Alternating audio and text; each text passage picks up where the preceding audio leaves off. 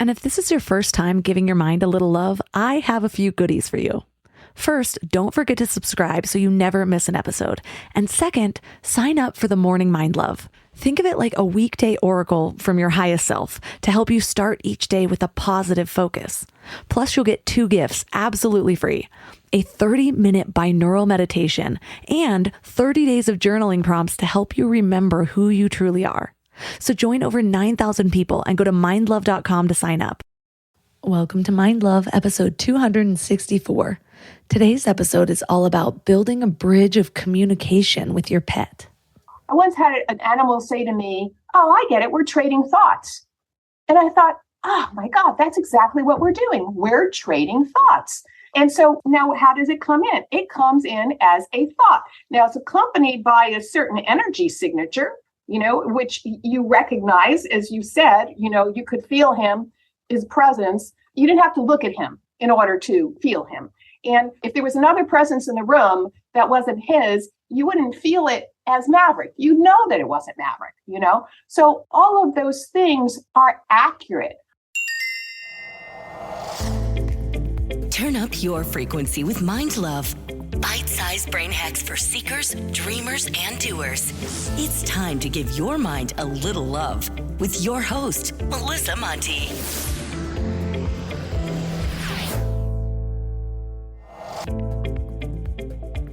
If this is your first time giving your mind a little love, don't forget to hit the subscribe button. Mind love is a habit, and the more you give your mind that love and intention, the better you'll feel about yourself and your life. Plus, it's really a win-win because more subscribers means Mind Love attracts even more amazing guests to bring you their wisdom. So don't forget to subscribe. Today, I'd like to share a review from Maria Isabella, who says, "I just started listening to Mind Love after hearing Melissa's interview on the Boss Babe podcast, and dang, I just can't get enough of this podcast. The conversations on here are so interesting and insightful and leave me with so much food for thought about how to have a better life and how to have more mindfulness in my life and relationships.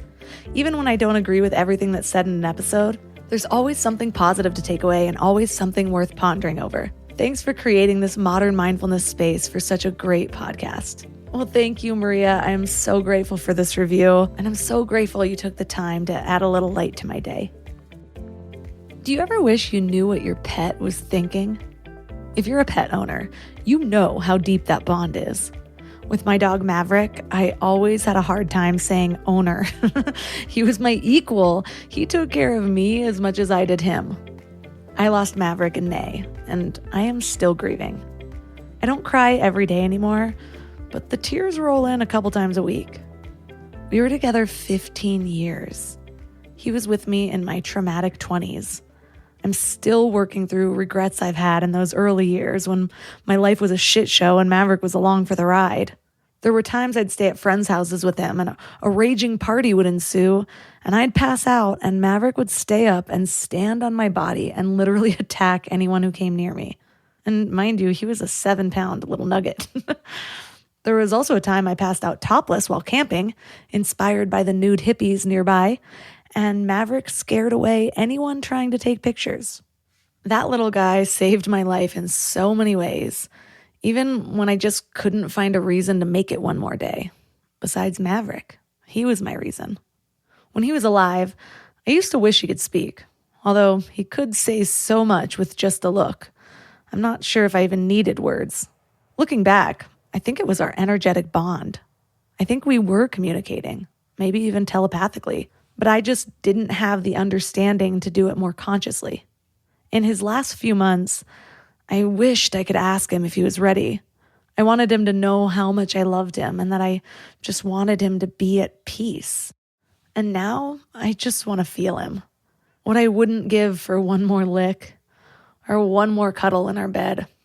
He slept in a strip alongside my body for 15 years and only stopped when I started co-sleeping with my baby, and his bladder was no longer reliable. And even that broke my heart. But you know what? I do still feel him. And I'm learning that I can access that at any time. I'm also learning that we did communicate, and we still can. When he first died, I felt so desperate to have him back. I was looking for any ways that I could possibly find that would make it feel like he was here again. And actually, he currently sits in my living room in one of his favorite spots. And no, I did not find a taxidermist, but I did find the next best thing. I ordered this replica of him from a company called My Petsies that were on Shark Tank. And oh my goodness, having him here has been so healing. Maverick was a small black dog, and we got so used to having him in our line of vision, or at least our periphery, all the time, that even when we'd travel and there'd be like black boots by the door, we'd have this instant thought that it was him, and then we'd laugh. Well, now that still happens. I look over and it's like my Petsy has captured his energy somehow. I told you earlier how I still feel him, and I really do. You'll hear in the episode how I spend time with him in meditation and how it's really helped my grieving process. As the months have gone on, I've made less time for that, unfortunately. And it is understandable. I'm still a mom of a toddler, still pregnant, still running a business, still running a household. But it also makes me sad because I still consider Maverick a huge part of me. He taught me how to love, how to care for someone. He loved me when I thought no one else would. He saw through my flaws and mistakes when even I couldn't. But now with my Maverick replica from My Petsies, I just look over and see him. And in that moment, we connect. And I'm reminded to be with his energy. And to add another layer, my toddler Bravery is obsessed with it. He was a little too young to be fully bonded with Maverick when he died. Yet somehow he is bonded with this stuffed dog, and he carries it around the house and says, "Doggy." I'm going to leave a link for My Petsies in the show notes because I highly recommend you checking it out. I'll also have a photo on my Instagram at mindlovemelissa so you can see mine. But the point is, whether your pets are still with you or they're with you outside of the physical, what I'm learning and what you'll learn today is that they are always with you. And there are ways to deepen the bridge of communication with them when they're here and when they're gone. And sometimes it helps to have a tool like My Petsies, or photos around the house, or an expert like our guest today. But they are deeper and more intelligent and aware than most people give them credit for. Or maybe as deep and connected as we fur parents have always known. So today we're going to learn how to deepen that connection and then test our own abilities. Our guest is Ellen Lance of Ask My Pet. She's an internationally renowned 5-star rated animal communicator and pet psychic with over 3.4 million YouTube viewers. Her animal communication work spans hamsters to horses and has been featured in the New York Daily News, MSN, and Huffington Post. What's really cool is that Ellen's talents do not require an animal to be in her physical presence, so she has clients worldwide. And she is the person who helped me through Maverick's loss, both before he died and after. So I'm very deeply grateful to her. 3 key things we will learn are what animals want their owners to know most, how and why animals need emotional clearing, and how people can build a better bridge of communication with their pet.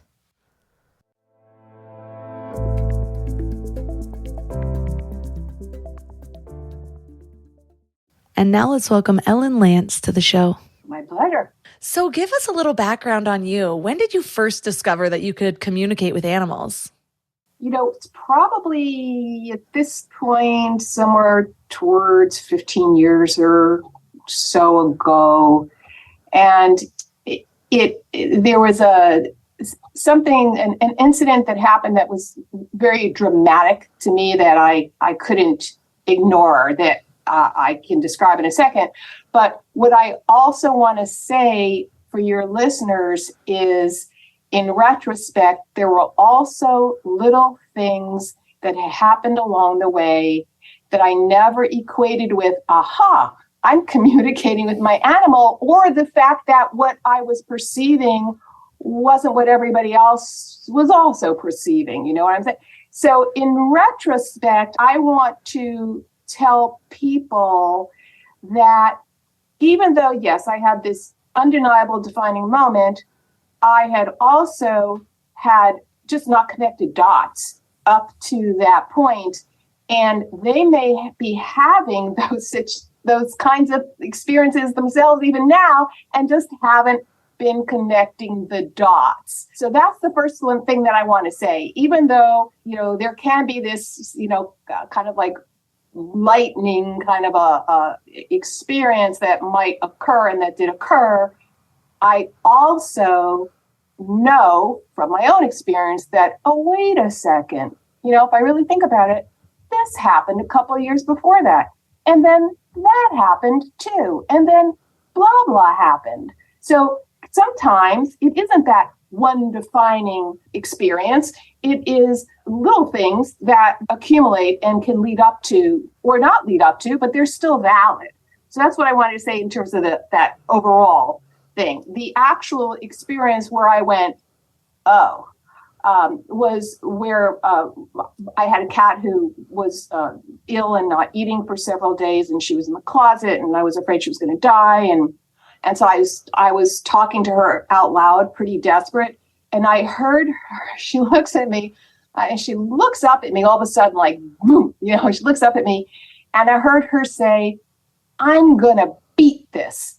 And I was so shocked because that for me was the defining moment where I am hearing her voice saying something very specific to me.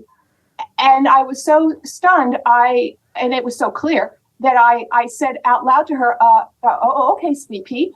And then left the closet thinking, nah, she's never going to make it. What she did, she rallied. I mean, it was really astounding. So for me, that was the attention getter that I couldn't walk back from the knowledge that this is possible. What were some of those little things that, looking back, you now see in a different way? Very first cat I had, I didn't even think I was ever going to have a cat because honestly, I didn't like them. And so I had gone to this psychic. I live in California. You live in California. We sometimes talk about psychics. Right? So I had gone to this psychic because I had felt this change coming on, and I couldn't quite get what was going on. And I knew it was going to involve moving. And the first thing she says to me is, "Oh, you have a cat." And I almost left at that point. And I said, "No, I don't have a cat because A, I don't have a cat, and B, I don't like cats." And she said, "Oh, well, you're going to have a cat." I thought yeah. And I'm thinking, really? I'm going to pay this woman? But when I moved, in fact, there was a cat staring into the sliding glass windows of our apartment. She would not leave day and night. She wouldn't leave. P.S. She finally became our cat. I finally got over not liking cats. And she was the first one who started to train me with pictures. So I started to see pictures in my mind. Now with her, she really was an eater. And so she really liked to be out there in the kitchen in the middle of the night and lure me out, And so mentally, it would wake me up and I would see a picture in my mind of her waiting in the kitchen. I'd go out in the kitchen and she'd be looking at me like, "Well, what took you so long?" And so I was having that kind of experience, but I kind of assumed, I just missed it. I didn't think much of it either way. I just thought, okay, well, maybe everybody has this, whatever, I don't know. So, so that was one situation. And then she continued in her way. I could, she would look at me like, "I know all your secrets." And I remember saying out loud to her, "I know you know all my secrets, and I'm okay with that." That was fine with me. She, eventually passed on. And then there was a feral cat who lived in our apartment complex garage. And we kind of had to woo her for 9 months. But she's the other one who, again, with the strength of her mind, she would call me out. There was never a pattern. So it's not like it was every day at 2:00. I would know to go out there. No, it could be crazy times and day. It didn't matter. It was such a strong, like a magnetic pull. I knew she was pulling on me, and she wanted me to come out to get into that garage and just she wouldn't allow me to come near her. She would just stare at me, daggers, but that was her personality. And we eventually took 9 months, but we eventually were able to, get her, and she became our cat, and she became an indoor cat. But same thing, when I look back, I realize that they train you They were training me and I didn't even realize that that's what they were doing. And then there was another situation where I was waiting for someone, for an astrological reading years ago, and there was this cat there, and I started hearing this cat, and this cat was in a panic. You have to make them listen to me. You have to make them listen to me. And I was embarrassed to say something to the owners because I didn't know them. But I did say, do you know that your cat talks a lot? Because this cat would not shut up. And they said, oh yeah, we know that. And so I thought, oh, all right, well, and then I delivered whatever message that the cat wanted to deliver. But I thought, this is nothing special because everybody does it. Okay. So, and to this day, I don't know if they meant, oh yeah, she's just a vocalizer, or if they also could hear. I don't know. But when it happened with Sweet Pea, the one in the closet, the way it happened, who actually was the feral cat, now that I think about it, just realized full circle, didn't even think about that. Then I went, okay, this isn't fake. This isn't something, that I'm making up here. This actually is real.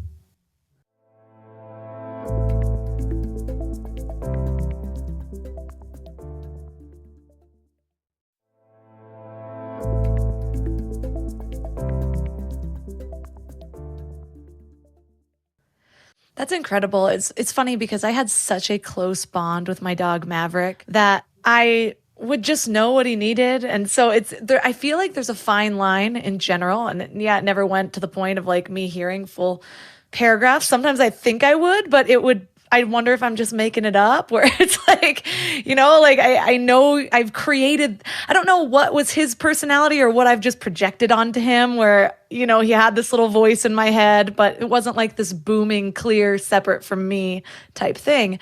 And it's interesting because I've spoken to a number of intuitives, and some people have claimed that they have built their intuition over time, whether they took a course, something that they've opened themselves up to, whereas others have this sort of awakening experience where a gift just hits them and their lives are never the same after that. What do you believe? Do you believe that it's something that people can open themselves up to? Do you think that it's just a gift that some people have? And I know it's kind of impossible to know, but I love to hear people's perspectives on that. I think it can be either or. I think that if you want muscles in your body to be toned or defined, you work out, you exercise.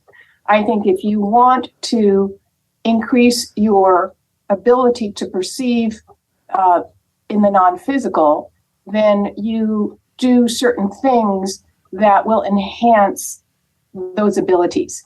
Now, you may be born with some of those abilities a little bit like a singer. Even the best of singers probably could get a little bit better if they do some practicing.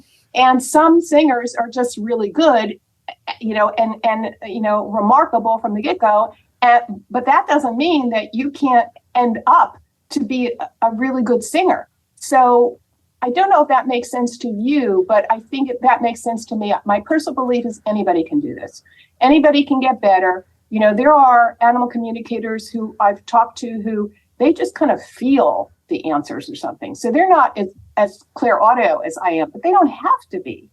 And, and even though I also see some pictures, there's some people who are way more picture oriented, so I think you need to find the methodology that best suits your system and learn to meditate, frankly, because I think I personally believe that if I had not done a lot of cleaning out and clearing out, and if I had not learned to meditate for very practical reasons, I did not start out meditating for spiritual reasons, It had a spiritual effect on me. I didn't know it was going to have a spiritual effect on me. I didn't know that it would create the kind of space that I could actually hear my intuition and feedback from other sources, we'll say. But, even if I look back, did I have intuition as a kid? Sure. But what did I do with it? I turned it off like anybody else in my family. I ran the other way. So, my intuition would say X, I'd go, okay, I get it. And I'd do Y. So I think that once we start to honor and create space in order to be able to perceive in the non-physical, then we can. And your mind is always going to tell you that you made it up. It's just, or this is my favorite, what if I'm wrong? I mean, even as an animal communicator, there's some things that come up and I say that I'm thinking, oh my God, I can't believe I just said that. What if I'm wrong, right? Or what if they say, I have no idea what you're talking about, right? Yeah. When I contacted you, I was going through a really rough time because I had my dog for 15 years. My dog and I were as close as two people could get. He was with me through all of my 20s trauma. When I was a nomad, just staying on people's couch, it was just always Maverick. So everyone that I've ever come in contact with knew who Maverick was. Everyone called him a special dog. And mostly it was because of our bond. Like we were just so close. And so I was just having a lot of trouble because I was getting a sense that it was time, but I wasn't really ready to face it. And he was slowing down, but then he'd have these moments where I'm like, okay, he's fine. And I didn't know if I was projecting that onto him or what. And so I remember our first conversation. It was a very healing conversation. It was things that I needed to hear. There were certain things from my early 20s that I regretted before I knew how to take care of myself really well. And Maverick was just a part of things. I wish I had not taken him to parties, and passed out on the couch, like things like that. And there's just a few things that the older I got and the better person I became, the more I would just look at him and be like, you're just this bundle of love. I wish I was always as good of a mom as I am now type thing. And not that I was bad or anything, but just growing. So some of the things that Maverick said through you were just exactly what I needed to hear around that. And that, he loved me no matter what. And he knew how much I loved him. And then, we get off the phone but at that time it was like, it's not, he's thinking about it being time, but it's not quite. And so I got off and I felt really good. And then I started to doubt and I was like, well, was that real? And about a week later, something like that, I just could sense that he had taken a turn and I ended up actually calling the vet and scheduling to take him in. And I was really nervous. I didn't know if I was going to cancel. And then I got an email from you. And then you said, how's Maverick? And basically I said what was going on. And you're just like, he came to me and I think I'm getting a sense that it's time. And it was just the timing. So any doubt that I had, I always have a healthy amount of skepticism with everything. It's like I go full in and then afterwards I'm like, I don't know, there's a chance it wasn't real. But then it was like right after I got off the phone, I got an email from you. And so I think I really needed that. I'm not sure if I would have gone through with it, but I think it's just such a hard decision that it's nice to have somebody on the other end that at least verifies what you're thinking in whatever way that can be verified. And so that was my experience with animal communication. But I'm curious, what are some of the other typical reasons that somebody would ask to talk to their pet? There are situations where, let's say, people are splitting up and somebody wants to know, what does this pet want to do? There may be animals in the family who are not getting along, or there may be a certain level of disaffection that a dog is having you're a new mom. Okay. So, sometimes you have and it could be a cat for that matter, or a dog, but you can have an animal who feels rejected because the mother has a new baby. And so, working with situations like that, or, I've had situations where new baby and the dog is suddenly being nasty to the husband. And there are all sorts of reasons for that. Wait, that happened to me. All of a sudden, when I became pregnant, I actually have a video of him growling at my husband, and they've always been so close. And Shane was really sad about it because he loved Maverick so much. So I totally relate to that. And after about a year in, he got better, but it was odd and it was hurtful to Shane, for Yeah, sure. it can be. I mean, I remember dealing with this one couple where I really respect her because she was honest because there were certain things that the dog was saying. And same thing, the dog had been very, very close to the husband. And the dog was saying certain things. And I said to her, can I ask you something? Are you thinking some of these things about him? Like maybe about his not being helpful enough, or he's not there, whatever it was. There were things that were going on, And she's like, yes. Okay. All right. Well, I have to work with your dog and you and kind of dialogue about this and, and kind of get the dog.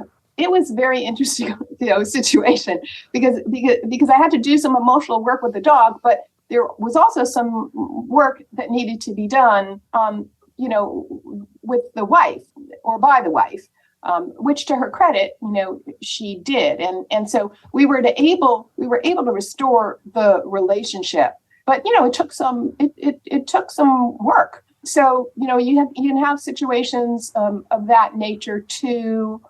I once had, this is not the only reason this woman had contacted me, but in the course of contacting me about her dog, she said, what does my dog think of my boyfriend? So I thought, okay, fine. So I asked the dog, and the dog says, he's a dick.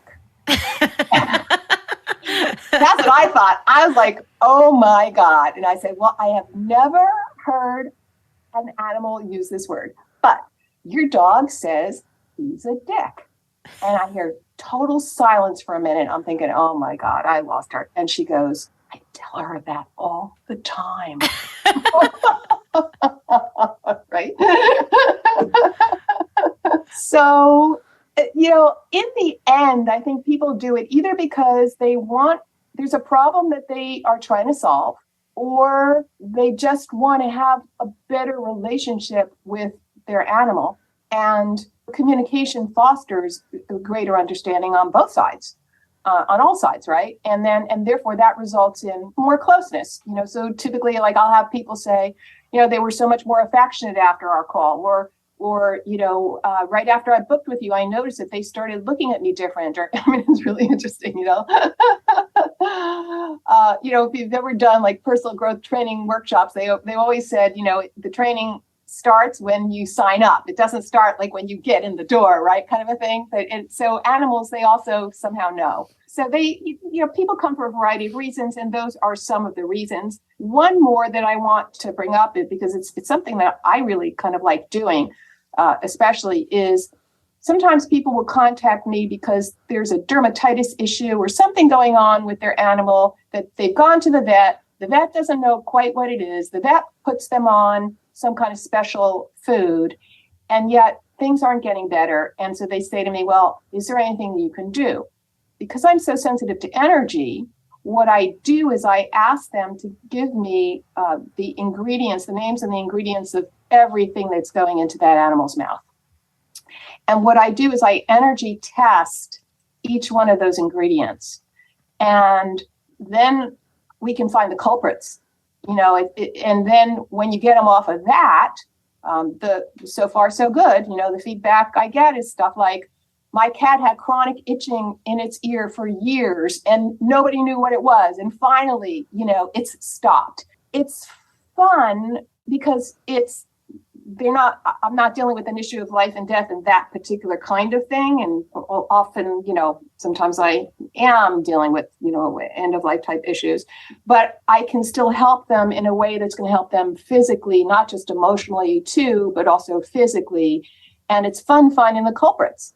Sometimes it's like my own cats, peas and carrots. They can't have anything with peas and carrots in it. Sometimes it's cranberries. Sometimes it's rosemary extract. It's not just the obvious ones that you would think of, like chicken. And I mean, every animal where there's a food sensitivity, it can be you never know what the ingredient's going to be. And usually it's more than one ingredient. And then you find, foods that are not going to, trigger those sensitivities so that they can feel more comfortable. So I really like those. Those are fun. It's all fun, but those are really fun. When you're energy testing something like that, what's that experience like for you? Like, Do you see a blockage? Is it a color? Is it another voice?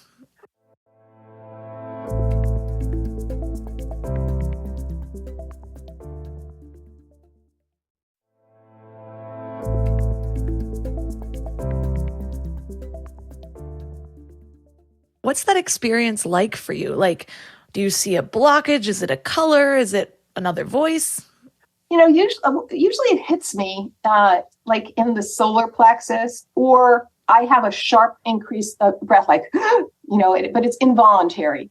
And which is the same way when I test, let's say, flower essences or supplements. It's the same thing. If I go through a diagram of an animal's body, and there's a difference in how the vibration of an organ that's got nothing, that's balanced, right, where there are no issues, and an organ where it's going to be vibrating in a way that, again, it's going to hit. I can just feel the vibration, and it's either just obvious to me that it's vibrating that way, or it literally just kind of smacks me. It's like, okay, there's something going on with their kidney, and their bladder. It doesn't have to be. It could be a fine-tuned thing, or it could be something greater. Would you like an example? Yeah.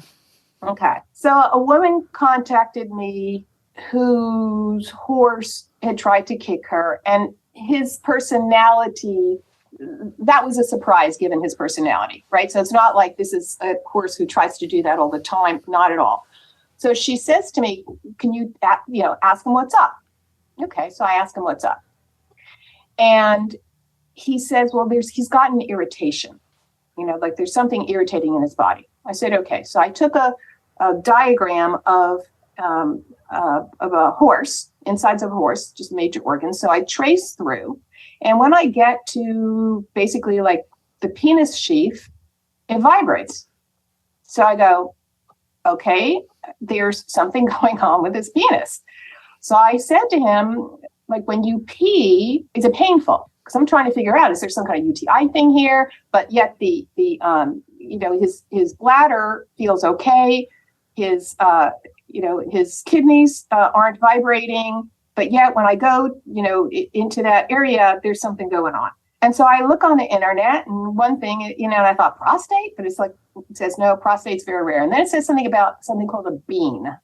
And as soon as I saw that word, that hit me in the chest. And so I said to my client, Annie, I think he's got a bean. A bean is a waxy buildup in the penis sheath. So they're not circumcised, right? Apparently. I don't know much about horses, but apparently they're not. And so you can have something stuck there that can be irritating. And so she said, okay, I'll just have the vet come out tomorrow. And he did. And she calls me back and she said, so the vet said he had a giant bean and he wanted to know how I knew. Well, I said, did you tell him? She's like, well, kind of. It reminds me of when I have when I've had food poisoning in the past, which has only happened a couple times. The way that I figure out what gave it to me is I'll just kind of scan through things. And like the moment that I hit the sandwich yesterday, I'll get a wave of nausea. And I know that's a lesser example, but it's like, how do I know? It's that same thing where it's like, yeah, so that's the thing. And I'm like, oh my gosh, it was that one sandwich. And people around me will be like, how do you know exactly what? Like, I guess not everybody does that with their food sensitivities, but it's what works for me. And even with this pregnancy, all of a sudden I had this weird, I've been really sick with this pregnancy and it's been difficult. So there's a lot of foods, but one of them that hit me really hard is I was trying to think because I hardly ate anything and I was eating the safe foods and I had no idea almonds would be one of them. And when I got to almonds, I actually had to run to the bathroom and throw up just thinking about them. Okay, there you go. You could do what I do. I'm working on it. It's one of my biggest goals in life. It's why I spend so much time talking to intuitives and really feeling what their experience is like, because I think it's kind of like running the mile where, nobody could pass 4 minutes forever until they saw somebody do it. And I think that's kind of what we're onto in the world is we're seeing this open up for so many people. So maybe just seeing what's possible is allowing people access to some of the gifts that they've hidden away. I think that's a big piece of it. I really do, because until I actually thought it was possible, I think that, because boy, I was just like, oh, that's garbage. That's bullshit. They're making that up. I was very, very positioned about it until I actually realized that it was possible. I think that there were, even though I was having probably those little experiences, I was still on some level kind of, just dismissing them, right? It's at the point where you go, oh, wait a second, this really is possible. I think some of those artificial barriers that we put out there, kind of have a chance to dissipate or vanish. Yeah, since I've lost Maverick, especially that first week, I was just so heartbroken. I could cry right now, but I felt such a deep void, and I got this very specific energy feeling with Maverick. Like, we'd have this thing where I'd always just lay him on my heart and like breathe, and it was like it would always feel healing. It was just this special feeling. I don't even get the exact same with my son when he lays on my chest, but it's something about that heart space, Maverick's head on my chest, feeling and breathing. And I spent a lot of time in meditation that next week after losing him. And I really was attempting to tune into his energy. And I was having full-on conversations with him. So whether it was, and it wasn't like hearing this super obvious voice, but it was like my thoughts were just speaking to each other almost. Like I would say something and then this whole stream of something would come in. And so I like to believe that I was tapping into his energy and that's possible. And what I've realized is I realized about a month later, I'm like, oh, that's happening less. And then I thought, well, I'm intending to less. I'm going into meditation, but I'm not sitting there saying, okay, this is my time with Maverick. And so I tried it again. And I was just like, okay, Maverick, like, I need to feel you. And he's like, I'm right here. And there were just these little conversations. And I don't know if I would have gotten through that month very well without at least that belief that it was happening and that just connecting to him. And because I was so attuned to his energy, like me and this little guy our bodies were touching like 60% of the time for the last 15 years. He slept right next to me. Like I knew what Maverick felt like. If I was meditating with my headphones on and I wear an eye mask too, and Maverick, when he was alive, would walk into the room, I would know. And so you would know exactly. Yeah. And you know what? And so not that much has changed. In other words, you had your eyes closed, you had your earphones on, and yet you knew when he showed up. And that's still how it is with an animal that has transitioned. And the other thing I want to say to you, Melissa, is that, I once had an animal say to me, oh, I get it. We're trading thoughts. And I thought, oh my God, that's exactly what we're doing. We're trading thoughts, And so what is that? Now, how does it come in? It comes in as a thought. Now, it's accompanied by a certain energy signature, which you recognize, as you said, you could feel his presence, even though you didn't have to look at him in order to feel him. And you would never confuse the way he felt.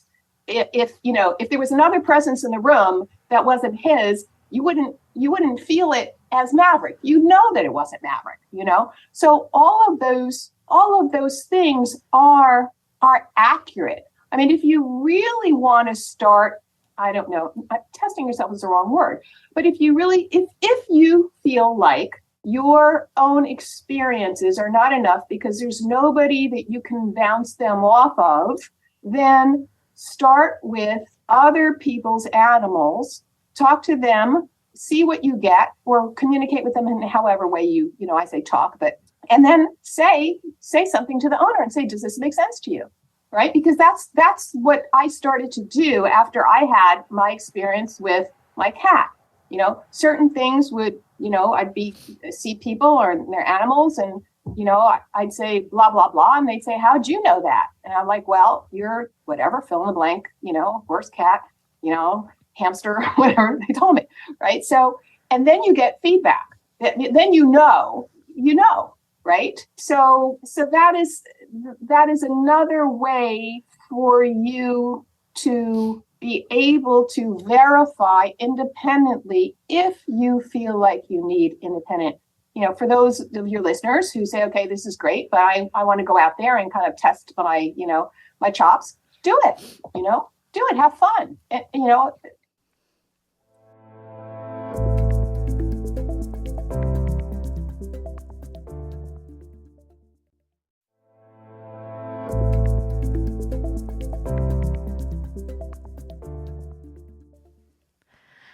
love that idea because you're right.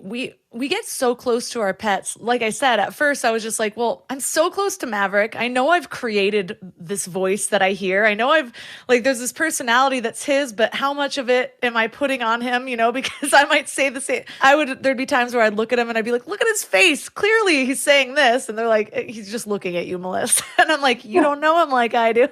And so there's just so many reasons to doubt. But I love that idea of kind of testing it with somebody else's animal with things that you wouldn't be able to verify or that they can clearly verify for you.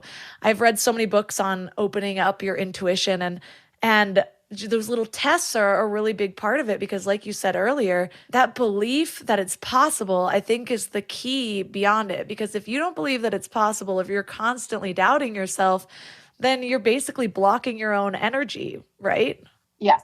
Yeah. And if you're working with an animal communicator, and this is also, if you're working with any psychic, I think, and you basically are positioned about it not being possible. And I listen, I've been there, I've done that. So I understand. I don't like it being done to me, but I have done it. What happens, what I notice is that is like so distracting for those of us who are doing this kind of work, because we're hearing that. And it's like, talk about blocking things. It's just awful. So I can appreciate a healthy amount of skepticism. And I think the best kind of sessions, however, first of all, if you're that skeptical, don't put your money there. It's silly. If your intention is kind of to prove that this isn't something that actually works, do something else. But if you kind of hope it works, but you're not sure, whatever, then, that's fine. But the best way to work with a communicator, from my perspective, is when you're both on the same team, and the team of whatever the name of the, Team Maverick, right? And so where, there was this woman once where, her dog didn't want her to go away on vacation. Well, what dog does, right? She's like, I didn't know why the dog didn't want. So I finally asked, because owner says, well, ask her why. And of course my mind is going like, well, this is no mystery, right? But I said, okay, fine, I'll ask. The dog says, well, I'm afraid she's going to break her hip. Okay, well, that's very specific. Said she's afraid you're going to break your hip. She said, oh, that makes sense. A year and a half ago, I went on vacation and I broke my hip.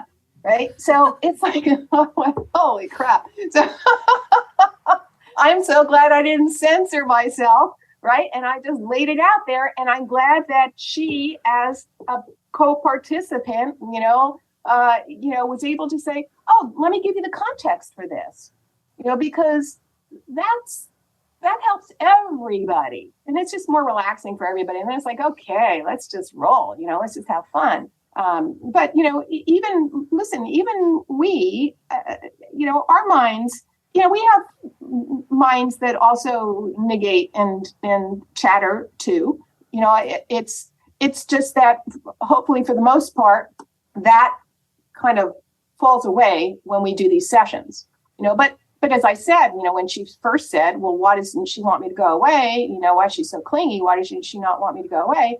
My intellectual mind, my analytical mind kind of came up with an answer, but I didn't let that be the answer because, okay, she wants, I didn't know if it was the truth or not. It was just my mind for sure. So if you're waiting for 100%, I know that whatever I'm perceiving is real 100% all the time. I don't know if that's ever going to be like a constant state of, it's most of the time I don't think about it, but there are some times that I do think about it, and you can't really, it's not good. Self-consciousness is not going to be your friend, in work like this, into any kind of intuitive work, right? Because it's in any work. Right. That's true. Really, that's my biggest thing is I like I said earlier, I love to go into things like I'm all in when I go into something new because I want to see what'll happen if all of my energy is going forward with it. Yes, I'm human and I have the negativity bias and I'll have thoughts of doubt afterwards. But like while I'm in that experience, I always feel moved when I'm able to just let go of those thoughts for that moment and just say, okay, even if I'm only committing to for this amount of time, then I'm there. And I've had so many experiences with people that I'm like, okay, yeah, and there's no doubt after that. And then somewhere it's like, is there doubt? And then it's almost like the universe always gives me something that it's like, nope, not anymore. And just like with us, where I was just going through so many emotions. I was doubting what the vet was saying. I ended up logging onto this air vet thing to talk to somebody else. I called a dog hospice center. Like I was just really like, I needed someone to tell me that this was okay. And so, yeah, by the time I got that email from you, I finally could go into that a little bit more confidently, or like, I was just so worried about doing wrong for Maverick, I suppose. And I mean, even to this day, the one thing I wish is, because I know that animals take on that energy, even the examples that you gave where it's like, well, why is your dog being angry at your boyfriend? Oh, you've been saying these things. The dog sucks that in and he takes that on. And when I went and put him down, I could not hold my emotions together. I really wanted to be the strong one. Sorry, I'm getting emotional. I do this sometimes on my show. But I really wanted to be the strong one and just provide a calming energy for him, and I could not manage that. And so I hope that he wasn't scared in those last few moments. But I did the best I can, and I hope he at least knows that. Melissa, you gave birth, right? I mean, Yes. You've already given birth. Okay. So the fact that there were other things going on in the room, did it really, I mean, you were busy. You know what I mean? You were busy with your process. And I haven't ever had an animal say to me, after they transitioned, oh, I was really disappointed in them. I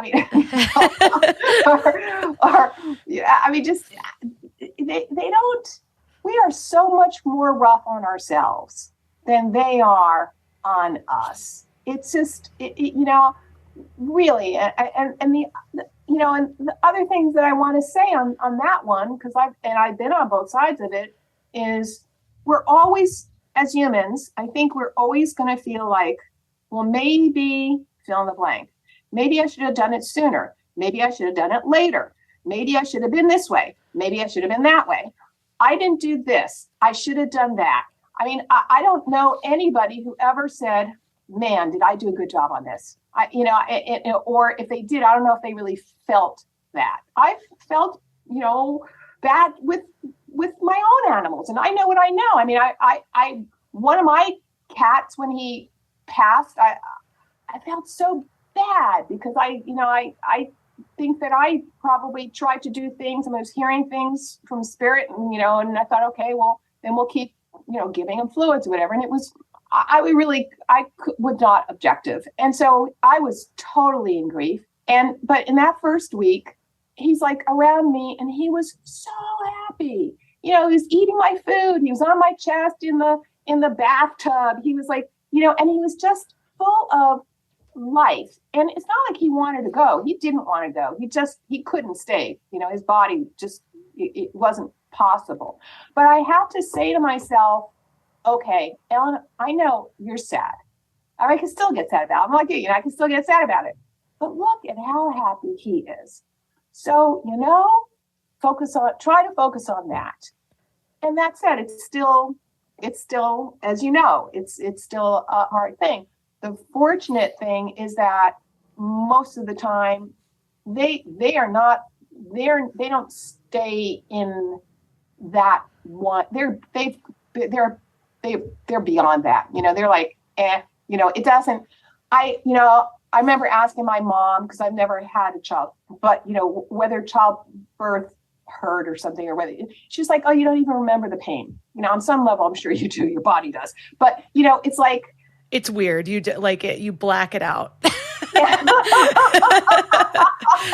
Well, we'll just say that the animals are just like so aware of their own vitality afterwards that they don't really give a damn. I don't know.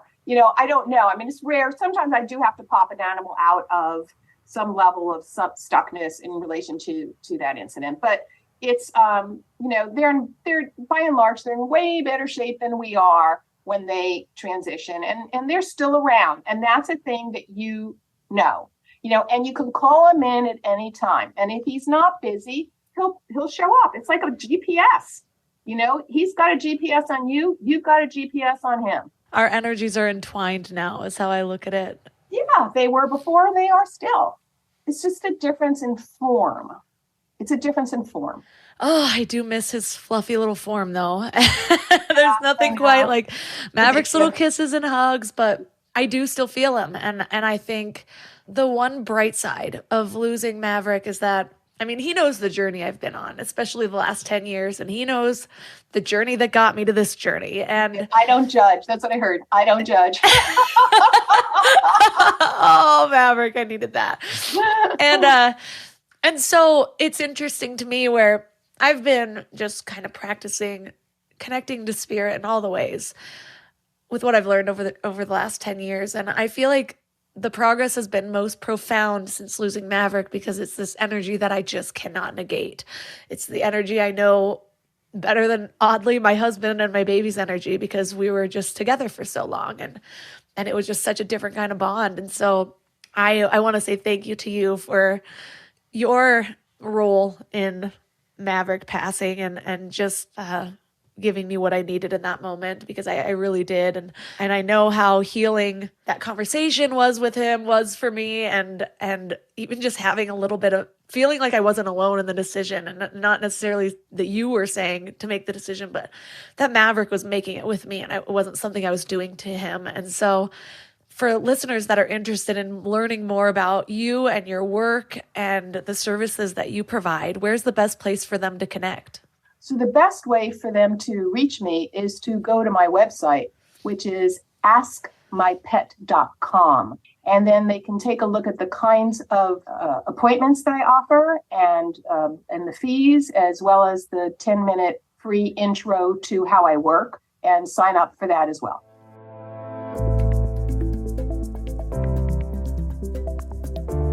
All the links for this episode will be at mindlove.com/264. Your challenge for this week is to test your abilities. So whether your pet is still alive, whether you just have a bond with animals and you want to try this, or whether your pet is gone, you can still find ways to connect. I do really love the idea of testing it with somebody else's pet, because I know, when we have our own pet, that bond is so deep. We don't know what we're making up, what's the voice we created in our heads when they were 1 month old or what. But Maverick had a specific voice. He had a specific way of talking, and I would just look at him and he would answer me. And if I thought hard about it, forever, I really just thought that I had created a little personality for him. But the more spiritual I became and the more aware I became, the more I realized there was something different. And so it's what kept my mind open to something like this, especially around the time that he was passing, or even a few years ago when I got an animal communicator to see how he felt, what he needed from me. I just love him so much. I wanted to make sure his needs were met, So use somebody else's pet, see if you hear anything, something comes to you, even just as a thought. And then just poke around a little. See if you can get some information out of your friend to see if it's real, depending if you want to sound crazy or not, or if you're just honest about these type of things. I know it can vary. I would probably just straight up say, I'm testing animal communication and I want to know if there's any truth to this. So those are really good ways to get a feel for maybe how your communication style is, or just to set the intention to deepen your intuition, even if nothing happens right away. You can do this with your pet as well. Be still with them. Ask questions. See if an answer comes. And if your pet is gone, take that time for stillness. I mentioned how in that first month that he died, I used basically all of my meditation time to connect with Maverick.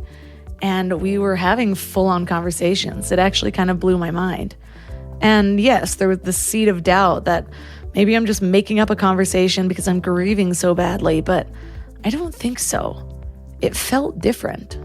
And I do use my Petsies as a tool because it's just really healing. It is still very hard for me not to see him around all the time. And so now that I can, it just makes me feel really good. So I'm kind of obsessed with it. I'm also a little bit obsessed with watching my baby bond with this stuffed thing because I just thought they'd grow up together. I don't know why I thought Maverick would live to be 30, but I just did. So anyways, check out mypetsies.com. I have a link in the show notes. And check out my Instagram so you can see what it's like. I've already sent this recommendation to a bunch of people, so I feel like they're going to get an influx of orders. But it's just so good, and they were on Shark Tank, so there you have it. If you love this episode, please send it to somebody or take a screenshot. Maybe somebody needs an episode like this. I know I would have loved for a friend to send this to me if my pet had just died like he did, because it's really freaking hard and people do not give it the same reverence as humans sometimes unless you have had that bond, and then you know, and it is just as deep of a grief. Still healing, but one day at a time, right? And Maverick is with me. If you want to support the show, the best way to do that is by joining Mind Love Premium at mindlove.com/premium, where you get extra episodes, ad-free listening, early release, meditations, or you can support one of my many sponsors at mindlove.com/sponsors. I love them all. They're products or services that I use and have vetted. And you can also leave a 5-star review on Apple Podcasts or on Spotify. And that's all for today. So thanks for giving your mind a little love today, and I'll see you next time. Thanks for tuning into Your Higher Frequency with Mind Love. Head to mindlove.com for a free gift to keep your vibes up until next week.